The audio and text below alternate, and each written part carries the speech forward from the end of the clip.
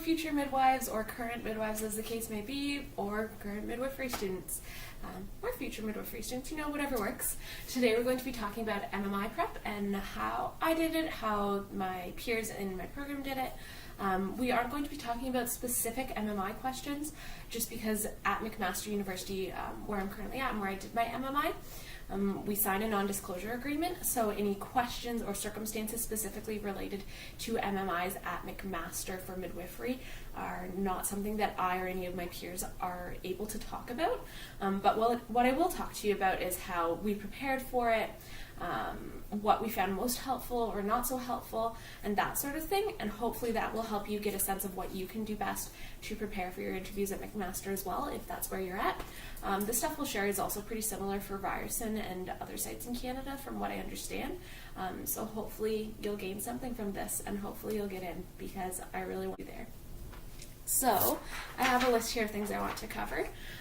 First up, let's go over what to expect from the interview process.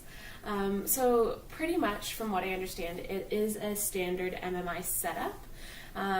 There's going to be multiple stations, you'll have set time frame to answer the questions. Make sure you read over the questions slowly and carefully, take your time. It's up to you entirely to fill the time period that you are given. So if you take all of the time to answer the question, that is okay. If you can't even answer the question that time frame, that's okay too. If you only take a minute to answer the question and you did it well, that's fine as well. All of those are perfectly valid and all of those are acceptable. Basically, from what I understand, what's looked for in most MMI interviews is that you can read a question and understand what's being asked from it. That you can communicate really well. In this case, that you have good bedside manner and that you're able to communicate in a way that would be proper or along the lines towards the way a midwifery student would be expected to communicate, or the way a midwife would be expected to communicate. In a sense, this is a job interview. While you will be interviewed after you graduate at the individual clinics that you do apply for, there are enough spots funded for every student that graduates in Ontario to have a job. So that means that, in a sense, this is your first job interview. If you don't get this interview, then you don't get to move on and become a midwife. So try to put yourself forward the way you would expect to put yourself forward for a typical job interview. Dress in a way that would be befitting of a job interview. Still be comfortable, still be able to move about, but make sure you put your best foot forward, because while they won't be marking you, or I don't think they mark you on your appearance, it is the first impression, and a lot of people make a decision within the first minute or two of meeting you as to what type of individual you are. So if you put forward your best impression, then hopefully that's the impression that they're looking for. So let's do that. Make sure you understand that someone is going to tell you when your time is up, when you have to move on, so you don't really need to stress about keeping track of time yourself. And if you've prepared for your questions and done a lot of practice interviews, then you're going to be fine with fitting in the time frame. So make sure you just do the preparation, stay calm, go through your questions. If you don't finish the question, that's fine. Just take a deep breath and move on. It's going to be okay. So what to prepare? There are three main things that I think you should prepare.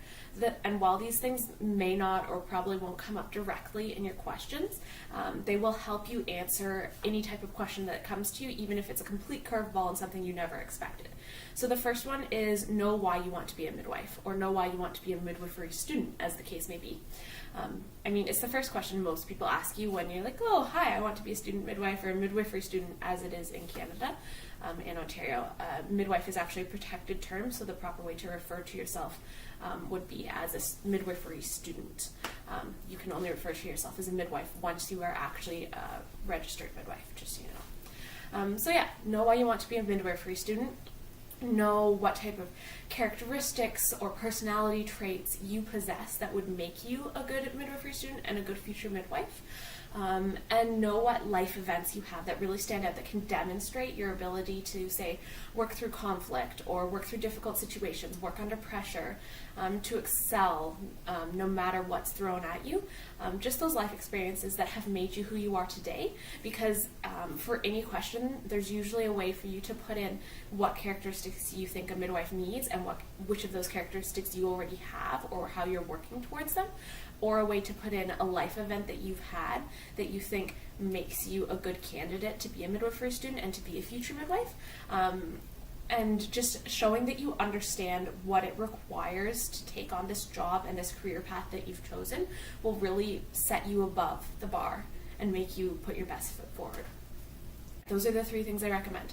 Why you want to be a midwife, what personality traits or characteristics you have that you think midwives need and that you have or are working towards, and what life events you have that have led you to where you are today and will help you succeed in the program and as a future midwife.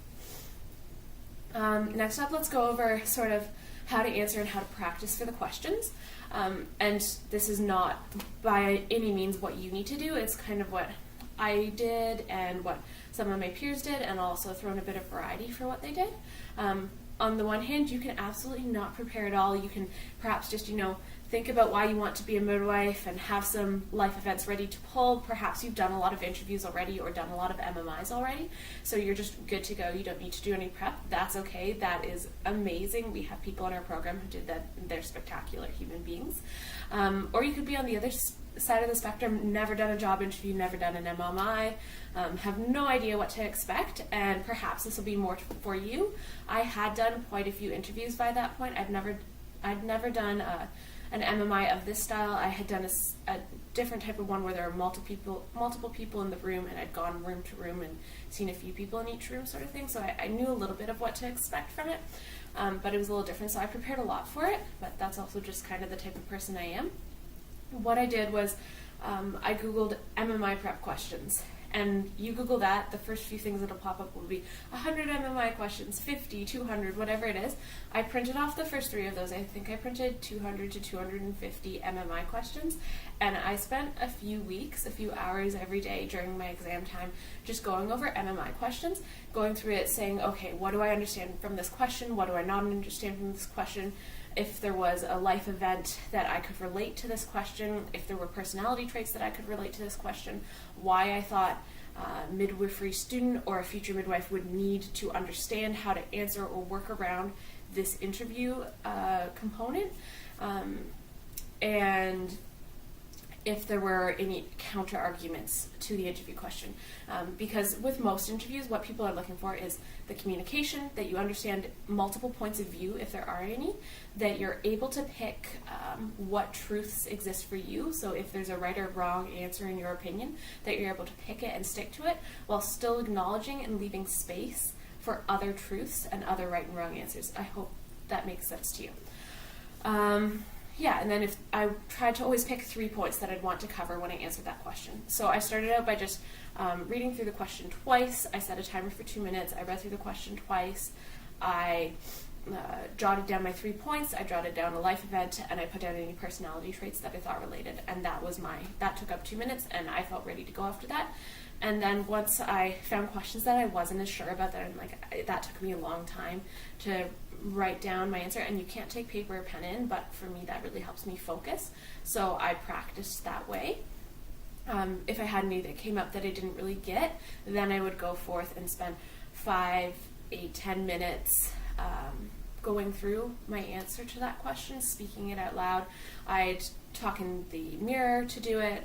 I would ask a coworker to ask me a question that was similar to it. I'd ask a boss to ask me questions that were similar to it, family members, whoever it was that I got comfortable talking to other people about that topic that I was struggling with a little, and that really helped me calm down and go, okay, I can do this. So try that. If you are in a university program, then most likely your university actually has a career center or something similar that offers MMI preparation or interview preparation, and it could be really beneficial for you to go to that and prepare that way. Alternatively, if you're in a university type setting, you could see if there are any MMI preparation groups run by students or faculty or whatever it is for medical school interviews, because while they're not identical, an MMI is an MMI in a way, and just that preparation and being able to go into a space where it's a little more high stress for you, where there's questions that you're not sure how to answer that you may have never come across, it could help you just breathe and relax and be able to work through it, so that could be really, really beneficial. And the other thing would be touching more on knowledge, which is the last thing I want to cover today. As far as knowledge goes, McMaster has a policy that you absolutely do not need to know anything about midwifery, about the MEP program, anything along those lines. It's not a knowledge test. They are going to teach you everything you need to know about midwifery in order to succeed once you get in. While that is said, for me, I found it beneficial to research what midwifery is so that I could understand what type of character traits an individual who wanted to be a midwife should possess or might possess, and be able to relate them to my own character traits. And while they don't explicitly state what those character traits are, it helped me just sort of understand what I might want to focus on in my interviews, because there's a lot of life experiences you could bring in for different circumstances. So perhaps trying to do that. I also found it really helpful to look into sort of in the news or hot topics for midwifery. Midwifery is constantly expanding in Ontario. It's a really growing profession, and there's expansion of scope that people are looking at.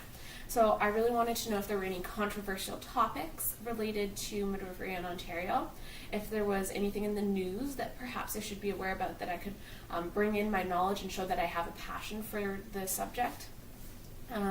Or if there's anything on the global scale. So what I'd recommend is that you go to the AOM, the Association of Ontario Midwives. Their website will have a basic what is a midwife, what do they do. Perhaps look at their position statements, and it'll be things like home birth. Midwives in Ontario are the only profession who are currently allowed to deliver normal, low-risk birth at home, in birth center, and in hospital, and understanding that the SOGC, the AOM, that research is supporting home birth, and that it is viewed as a good thing and a positive thing and something to support could be beneficial to you, especially if that's something you're passionate about. Another thing to look at would be the expansion of scope piece. Midwifery in Ontario is actually trying to expand scope. They're trying to increase prescription rates. They're trying to increase the ability to provide contraceptives, so IUD placement, medical contraceptive, that sort of thing, especially following pregnancy and a birth. And also there's an expansion of scope piece that's been in since 2017, I think, perhaps earlier. I'll have to double check. To expand the scope to include medicated abortion in care. So looking into that, understanding why that position exists. If you don't know much about biomedical ethics, then perhaps looking into biomedical ethics, looking at topics like autonomy and beneficence and justice, do no harm, that sort of thing, just to sort of understand the type of medical profession you're going into. Because while midwifery is often maybe assumed to be something that's not as integrated into the medical system, it is actually part of the medical system in Ontario. So you're going to need to understand those medical type ethics that surround it, and you're going to need to understand how you can practice within a medical system while still supporting your own points of view. And if you're able to demonstrate that you understand that midwifery is regulated, that there is a scope of practice that you have to work within, even if you have a passion and say you want to expand scope and you really want to be able to do breech births and ECVs, and while there are midwives in Ontario that currently do that and in Canada who currently do that, it's not the typical. And if your goal in life is to expand it to do that, then be able to say that, you know, it's not currently part of the taught scope of care, but it can be done, and I'm really passionate about it. Only if you are. If you're not, then don't focus on that. Focus on something else. If you're really passionate about providing the best possible care for all pregnant people, if you're really passionate about providing care to a specific group, so the indigenous populations, if you are Indigenous, if you are looking into being an Indigenous midwife, an Aboriginal midwife, or if you are looking into being able to practice with your home community, if you come from rural or north or somewhere else in Canada, whatever it is that has drawn you to midwifery and whatever it is that is really driving you to succeed, try to discern what it is. Because if you want to be a midwife and that's all you're able to say about it, you're not able to demonstrate that you have something bigger than just wanting to do this career driving you to succeed, because the program is hard and there are going to be ups and downs, and you are going to have awful days, but you're also going to have amazing days. And being able to show that you have something greater than yourself that is pushing you to push through those hard moments will really demonstrate to the interviewer that you are able to succeed and that you have a passion for this program.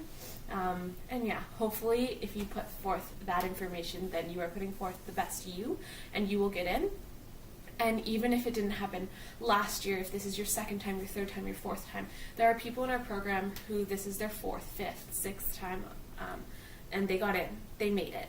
So if this is your passion, you will end up doing it, and it draws people from all walks of life, and that's the beauty of the program and the career, is that you can have done anything in your past life, and it can have led you to this moment, and it doesn't matter whether you have a medical background or whether you have an understanding of what midwifery is in the first place. It's just that you have an understanding of who you are as a person and why midwifery is going to be right for you, that will make you succeed. So yeah, I think that's everything. So remember, comfy shoes. Remember to take your time to breathe deep between rooms. Even if you think you absolutely bombed the room before, take a deep breath. It's probably not as bad as you think. And just try to breathe through it, move on to the next room, put forth your best self so that you can do better in the next room than you did in the last.